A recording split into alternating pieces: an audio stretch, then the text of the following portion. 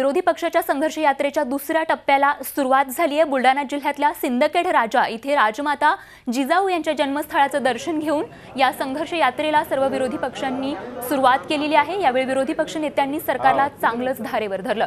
शेतकरी मरत आहे मात्र सरकार दुर्लक्ष करत असल्याचा आरोप नेते मंडळींनी केलाय। लातूरमध्ये काल लग्न होत नसल्यानं मुलीनं केलेल्या आत्महत्येनंतर तरी सरकारनं जागं व्हावं अशी मागणी त्यांनी केली आहे। जोपर्यंत कर्जमाफी होत नाही तोपर्यंत संघर्ष यात्रा ही सुरूच राहणार असं विरोधी पक्ष नेत्यांनी सांगितलंय। हिटलर गिरी वाली सरकार ने जब आमदारों ने मांग किया कि किसानों के आत्महत्या पर रहे इनका कर्ज माफ करो तो उन्होंने आमदारों को सस्पेंड कर दिया और उस वक्त तक सस्पेंड है तब तक ये सेशन चलता रहा। तुम तब तक हमको निग्लेक्ट करोगे, हम तुमको पूरे महाराष्ट्र में घेरेंगे। और मैं तो कहना चाहता हूं आज संकल्प ले लो कि एक भी बीजेपी और शिवसेना का मंत्री आता तुम्हारे इलाके में उसको अपने इलाके में घुसने मत दो जब तक वो कर्ज माफी का ऐलान न कर दे। ये मैं आपसे कह देना चाहता हूं। आपने इस धूप में आपने इतनी बड़ी संख्या में आप आए हैं, मुझे यकीन है कि हमारा ये हमारा जो हमारा संकल्प है, जो हमारा संघर्ष यात्रा है, ये जरूर कामयाब होगी और किसानों का कर्ज माफ जरूर किया जाएगा। ये हमारा संकल्प है। बहुत बहुत धन्यवाद। जय हिंद, जय महाराष्ट्र।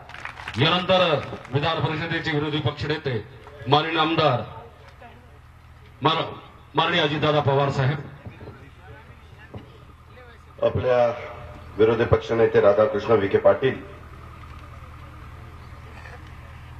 जयंतराव पाटील, माणिकराव ठाकरे, अबू आझमी जी, जोगेंद्र कवाडे जी, प्रवीण गायकवाड जी, डॉक्टर राजेंद्र शिंगणे जी, राहुल बोंद्रे जी, जितेंद्र आव्हाड जी, सुनील केदार जी, हर्षवर्धन सपकाळ जी, नाझीर काझी जी, सर्व उपस्थित असणारे विरोधी पक्षाचे सन्माननीय आमदार,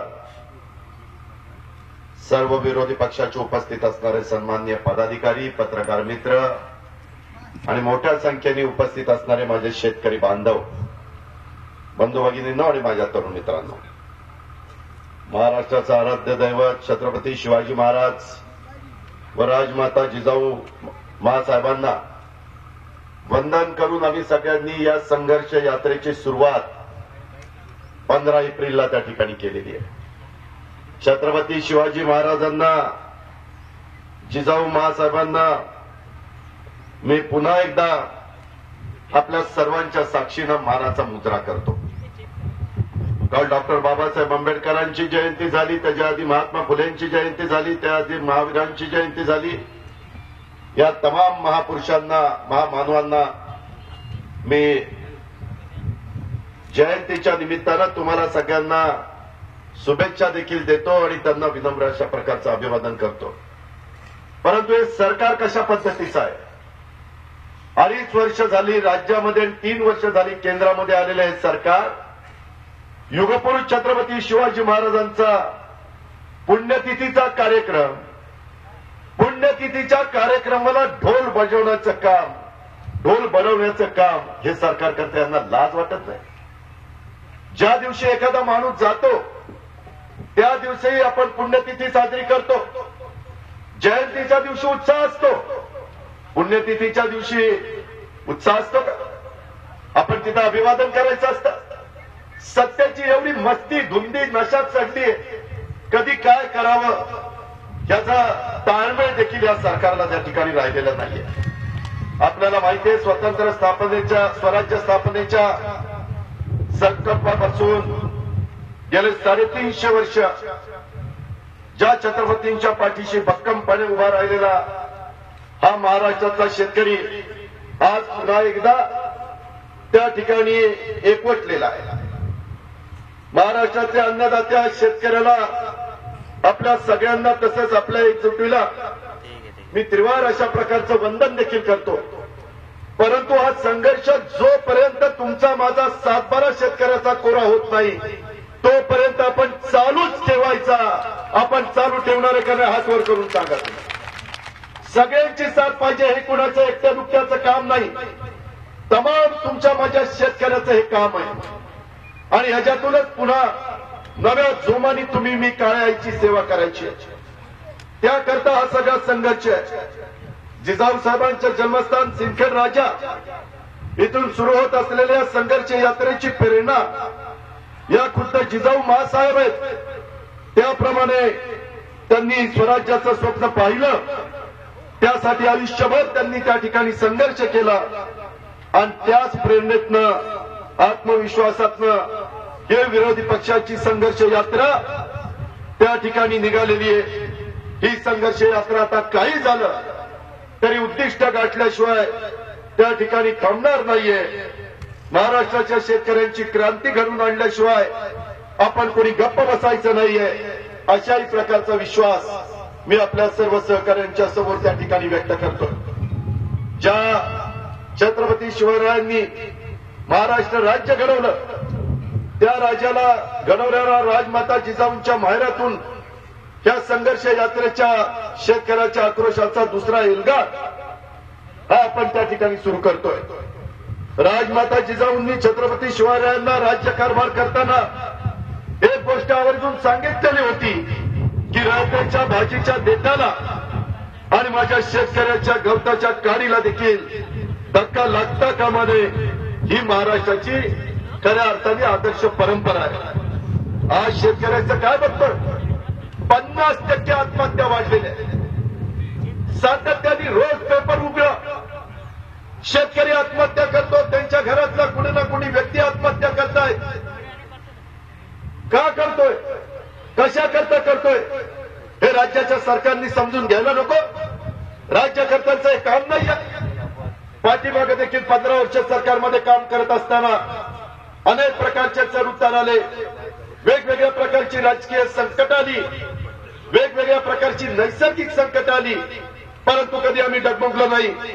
दुष्काळाच्या काळामध्ये या शेतकऱ्याला पुन्हा ताटमानेने उभं करण्याच्या करता राज्य सरकारची तिजोरी मोकळी झाली तरी चालेल, परंतु आपण शेतकऱ्याला मोडून द्यायचं नाही, ही भूमिका आघाडी सरकारने घेतलेली होती.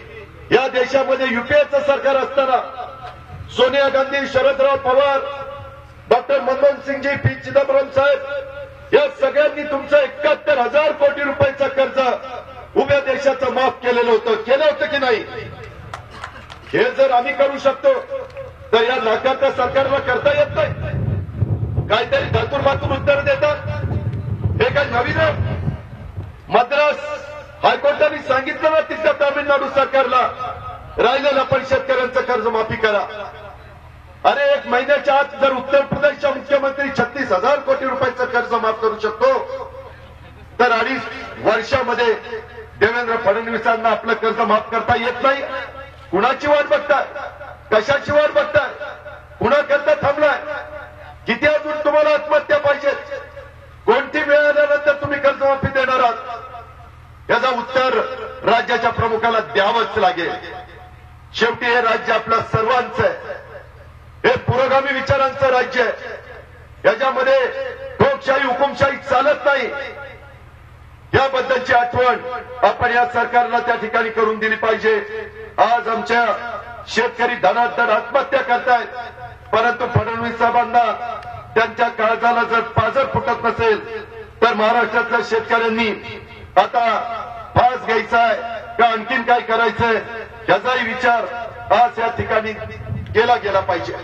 मगाशी तुम्ही पाहिलं काय घडलं काल त्या ठिकाणी कर्जबाजारीमुळं आपल्या शीतल व्यंकट वाया या लातूर जिल्ह्यातल्या 21 वर्षीय मुलीने लग्नासाठी आपल्या बापाला कर्ज मिळत नाहीये. घरची परिस्थिती हलाखीची आहे. जी मुलगी उद्याच्याला संसार थाटणार होती, त्या ठिकाणी पुढची पिढी जन्माला घालणार होती, एक सुंदर अशा प्रकारचं आयुष्य जगणार होती, त्या मुलीला या नाकारते सरकारमुळे आत्महत्या करावी लागते. अहो या सरकारमधल्या मला सगळ्यांना सांगायचंय की तुमच्या माझ्या घरातली मुलगी आहे समजून त्या ठिकाणी आजच्या रात्रीच तुम्ही त्या ठिकाणी निर्णय घेतला पाहिजे. कोपर्डीला अशाच पद्धतीनं नरधमाने एका मुलीवर अत्याचार केला, अन्याय केला, उभा महाराष्ट्र पेटून उठला. या शीतल व्यंकट वायामुळे उभा महाराष्ट्र पेटला पाहिजे. ही आपल्या घरातली मुलगी आहे, आपण सगळ्यांनी त्या ठिकाणी समजलं पाहिजे. काय लिहिते ती मुलगी? ती म्हणते माझे वडील मराठा कुणबी समाजात जन्मलेले आहेत. शेतात सलग 5 वर्ष नापिकीमुळं आमच्या कुटुंबाची परिस्थिती अत्यंत नाजूक आणि हलाखीची झाली आहे. माझ्या 2 बहिणींची लग्न छोटेखानी पद्धतीनं करण्यात आली. पण माझं लग्न करण्यासाठी माझे वडील 2 वर्षापासून माझ्या बापाची दरिद्री संपत नव्हती. कुठल्याही बँकेचं किंवा सावकाराचं कर्ज माझ्या बापाला न मिळाल्यानं 2 वर्षापासून माझं लग्न खोळंबलेलं होतं. झी 24 तास रहा एक पाऊल पुढे.